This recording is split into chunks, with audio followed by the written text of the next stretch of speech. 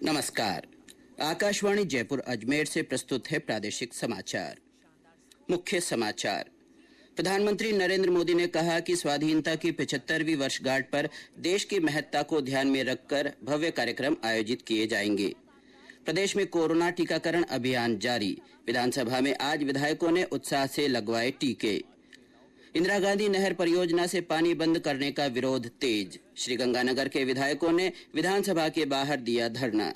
अंतर्राष्ट्रीय महिला दिवस के अवसर पर राज्य में महिलाओं को किया गया सम्मानित। पूर्व राज्यपाल के निधन के कारण राज्य स्तरीय कार्यक्रम स्थगित। और प्रदेश में मौसम में बदलाव के बाद जयपुर और भरतपुर संभाग में कहीं कहीं हल्की बारिश। समाचारों के साथ मैं अब्दुल हनीफ। कोविड-19 महामारी के खिलाफ देश एकजुट होकर लड़ रहा है। आप भी हमारे साथ सुरक्षा और बचाव के 3 आसान एहतियाती उपायों का संकल्प लें। मास्क पहनें, 2 गज की दूरी है जरूरी, सुरक्षित दूरी बनाए रखें, हाथ और मुंह साफ रखें। और अब समाचार विस्तार से। प्रधानमंत्री नरेंद्र मोदी ने कहा कि देश जब अपने स्वाधीनता की 75वीं वर्षगांठ मनाएगा तब असंभव लगने वाले लक्ष्यों को प्राप्त करने के लिए ठोस कदम उठाएगा। उन्होंने कहा कि भारतीय स्वाधीनता के 75वीं वर्षगांठ समारोह के दौरान स्वाधीनता सेनानियों को श्रद्धांजलि दी जाएगी।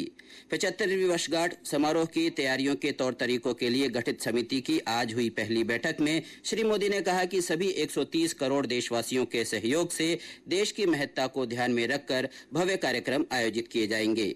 प्रधानमंत्री ने कहा कि इन समारोह को मनाने के लिए सभी देशवासियों की आकांक्षाओं को शामिल किया जाएगा। उन्होंने सुझाव दिया कि समारोह को 5 विभिन्न विषयों में बांटा जा सकता है। राज्य में कोरोना से बचाव के लिए टीकाकरण का अभियान जारी है। विधानसभा परिसर में आज कोविड-19 के टीके का सत्र आयोजित किया गया। इस दौरान विधायकों को कोरोना के टीके लगाए गए।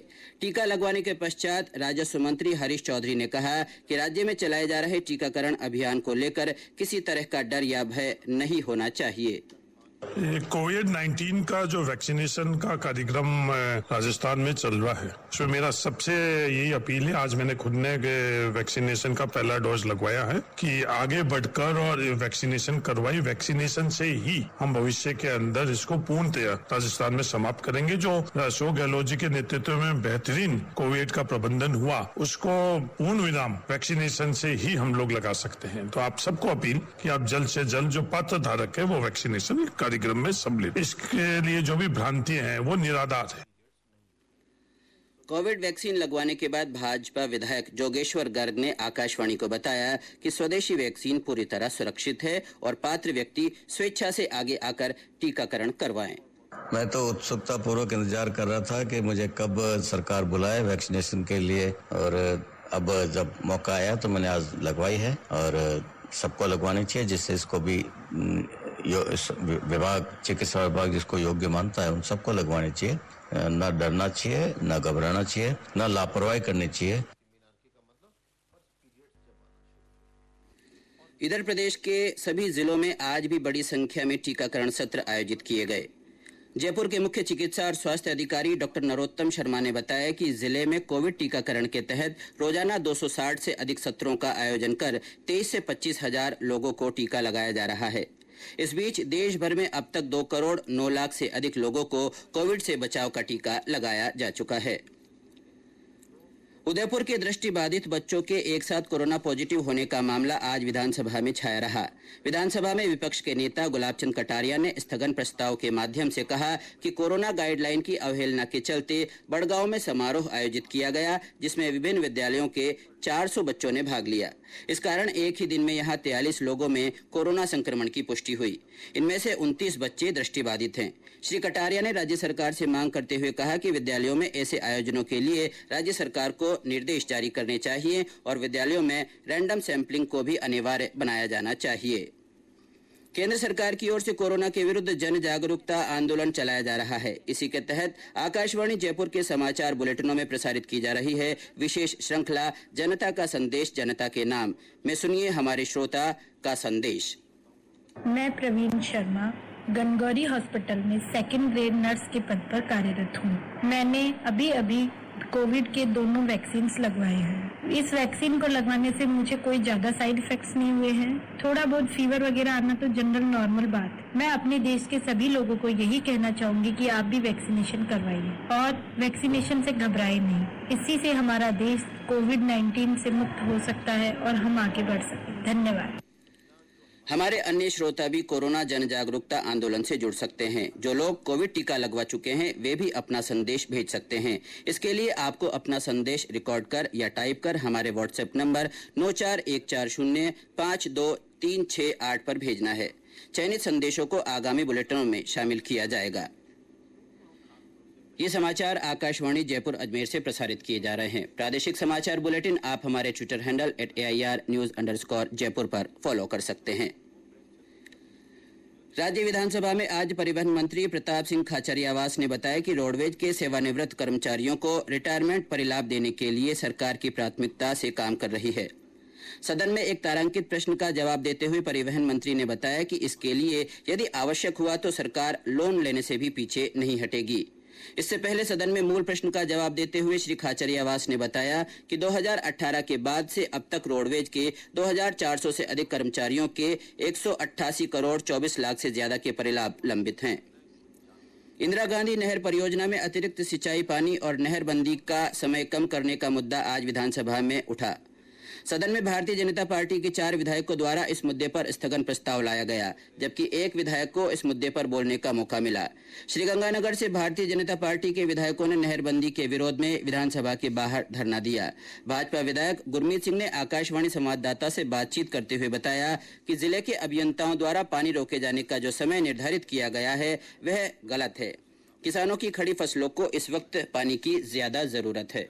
जो आईजीएनपी में और भाखड़ा के अंदर जो बंदी लेने का कारण है वो आईजीएनपी नहर की रिपेयरिंग के लिए ली है, पर रिपेयरिंग का जो समय इन्होंने गलत चुन लिया। फसल पकाव पे है, सरसों चना गेहूं की फसल पकाव में है। इसकी जो बंदी का टाइम लिया, बंदी का टाइम गलत ले लिया इन्होंने। पक्की हुई फसल का टाइम ले लिया। हमारे को पानी की जरूरत है। ये जो बंदी है 70 दिन की बंदी लेनी थी, 10 दिन रुक के भी ले सकते थे। जो चीफ इंजीनियर की गलती से लेकर टोटल किसान, चाहे वो संग्रिया का है, चाहे वो पीलीभीम का है, चाहे सूरतगढ़ का है, चाहे लूंकरसर का है, चाहे बीकानेर का है, जैसलमेर का है, मोहनगढ़ का, सब किसान बर्बाद हो रहे हैं।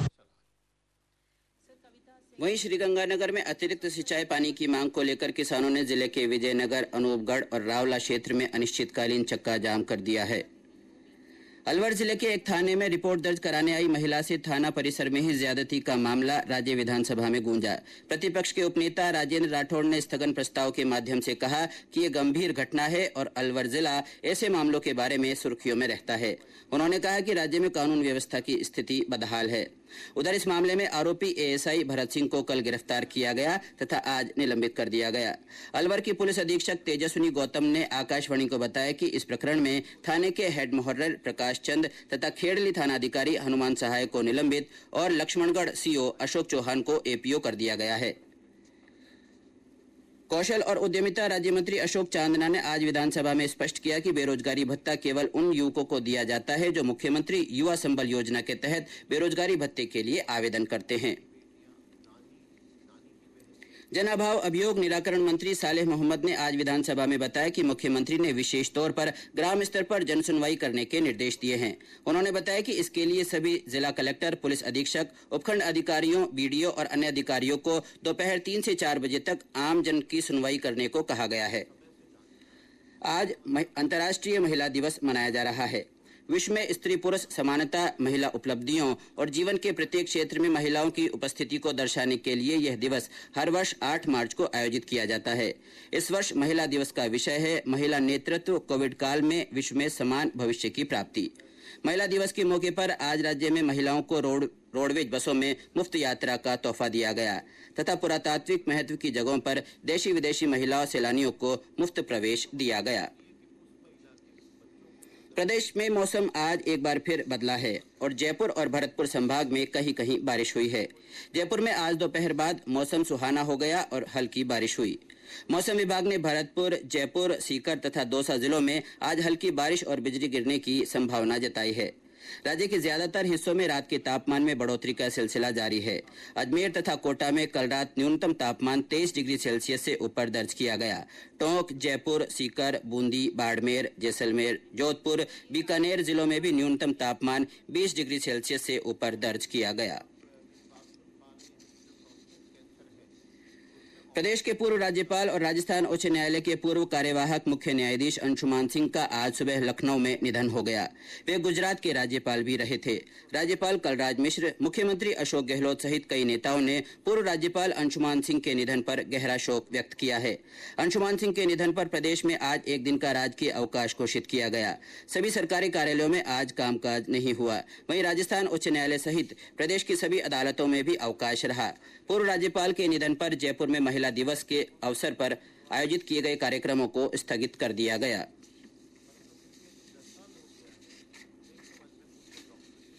और अब अंत में मुख्य समाचार एक बार फिर। प्रधानमंत्री नरेंद्र मोदी ने कहा कि स्वाधीनता की 75वीं वर्षगांठ पर देश की महत्ता को ध्यान में रखकर भव्य कार्यक्रम आयोजित किए जाएंगे। प्रदेश में कोरोना टीकाकरण अभियान जारी। विधानसभा में आज विधायकों ने उत्साह से लगवाए टीके। इंदिरा गांधी नहर परियोजना से पानी बंद करने का विरोध तेज। श्रीगंगानगर के विधायकों ने विधानसभा के बाहर दिया धरना। अंतर्राष्ट्रीय महिला दिवस के अवसर पर राज्य में महिलाओं को किया गया सम्मानित। पूर्व राज्यपाल के निधन के कारण राज्य स्तरीय कार्यक्रम स्थगित। और प्रदेश में मौसम में बदलाव के बाद जयपुर और भरतपुर संभाग में कहीं कहीं हल्की बारिश हुई।